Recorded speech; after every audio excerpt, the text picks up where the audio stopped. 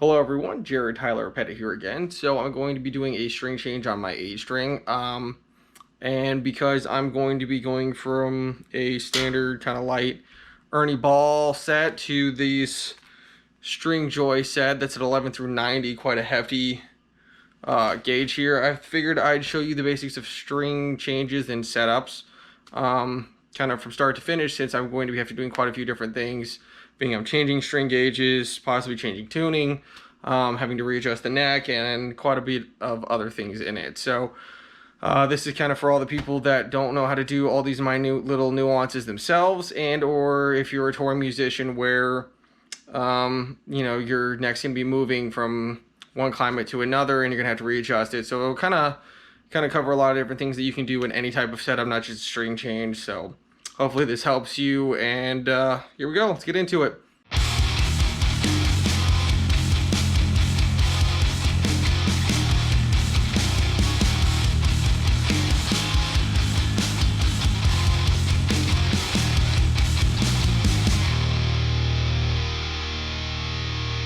Alright, so I have my A string here. First thing you want to do whenever you're doing a setup or a string change is you kind of want to, either if you don't have like a random piece of carpet or like a test piece of carpet you get from carpet stores, just take some towels underneath it, that way you don't scratch it up, ding things, as well as put a towel or something under the neck if you don't have a neck stand, just to kind of support it, make sure everything is in the best shape so you're not putting a lot of pressure on the headstock or anything like that. So first thing I'm going to do obviously is take the strings off of here.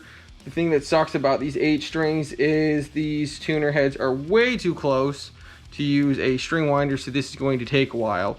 All right, so now that I got the strings removed, you can see it's pretty dirty. We'll clean all that off in a minute. This is not something you want to do every single time, especially if you change your strings pretty often.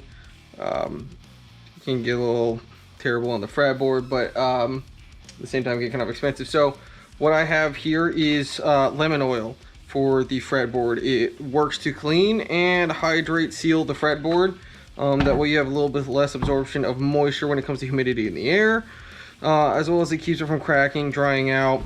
Anyway, it's just good for the wood itself. But you can also use linseed oil as well too. I just found this in my local Home Depot.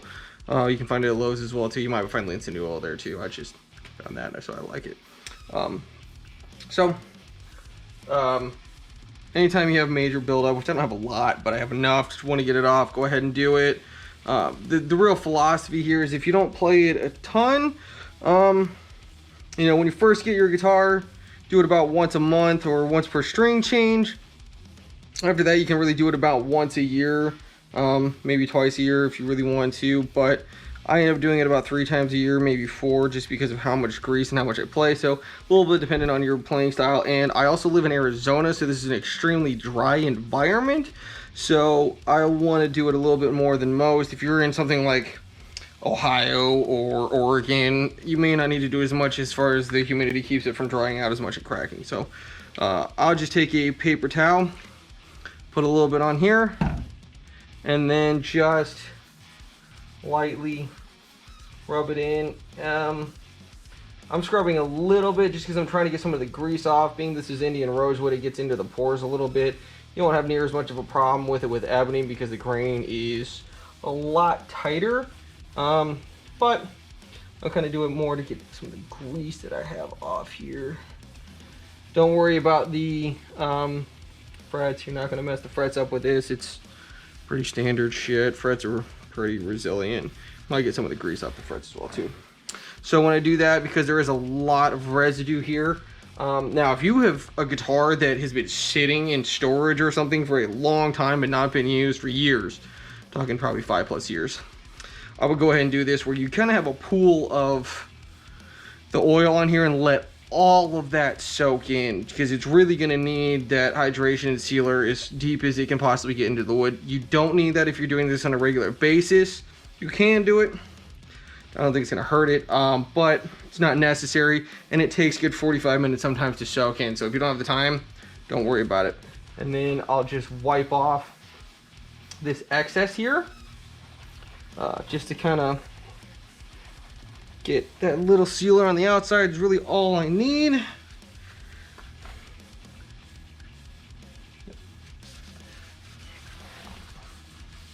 Well, actually, sometimes you get it on the body of the pickups, not a big deal. You can just wipe it off. So yeah, looks good to me. Still a little wet, so I'll give it about 5 or 10 minutes. Then I'll come back to it and kind of start with the strings. While I'm doing that, there's another thing you can do. Anytime you're changing strings, you don't have to do this very often. It's very rare that this becomes an issue, but check your nuts on your tuning heads. Sometimes they can get a little loose, and that will cause tuning instability sometimes.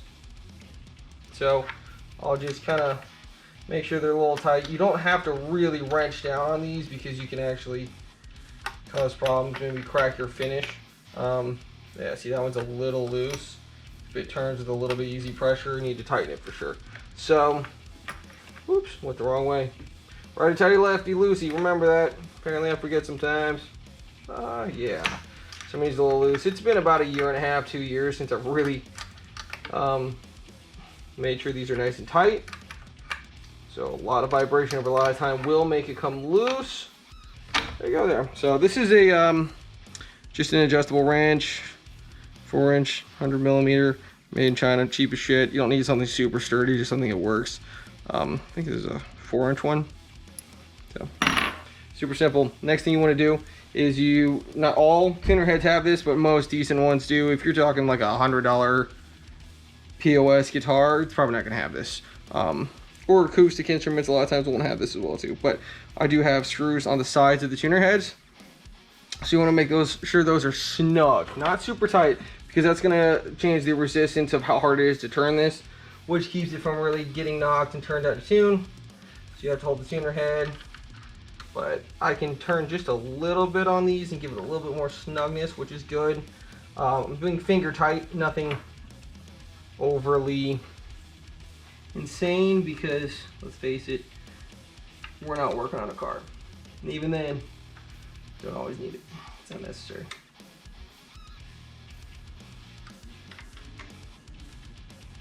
All right, now that's done. Let me wipe the head of my fretboard off where I got grease all over it. Wash your hands when you're done with the oil. You'll get it all over the place.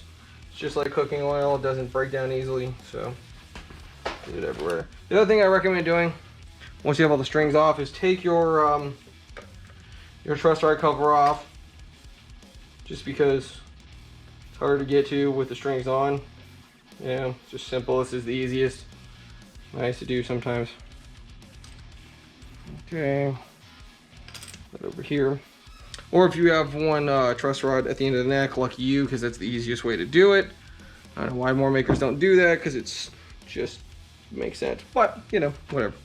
All right, well, it looks like everything's pretty well soaked into my fretboard here, so I'm not going to worry about that anymore. I don't have any polish for my body right now. You don't always have to do it. It's not a huge deal. Doesn't really make affecting of tone or anything like that. Filming a lot of videos, might want to do this just for the aesthetics, but I don't really care right now. I'm just kind of wiping the excess, dead skin from my hands and whatnot off of here. Make it clean. If you really have a lot of gunk inside of your bridge, you can take all these pieces apart, soak them in something. Before I've done simple green to get the grease off of it. If it's coated, it shouldn't be a problem. Some luthiers will lose their shit at me for it, but whatever. I've done it before and it doesn't hurt. So if you don't like it, whatever, get over it. All right, well, now we're gonna string the strings through the body, attach them, and go from there. So, all right, stay tuned. Thanks for tuning in, everyone. I hope you learned something from this, or it helped you in some way with your setups. Tune in next week on Saturday, as I'm going to be continuing with this string change and set of videos. And next week we'll be showing you how to expand the nut slot for higher string gauges in drop tunings. So if you liked the video, please give it a thumbs up. Give a comment below. If you have any questions on anything, go ahead and ask me in the comments, and hit the notification bell and subscribe, so that way you can get notification of when I put the next video up next week. So Have a good week, everyone.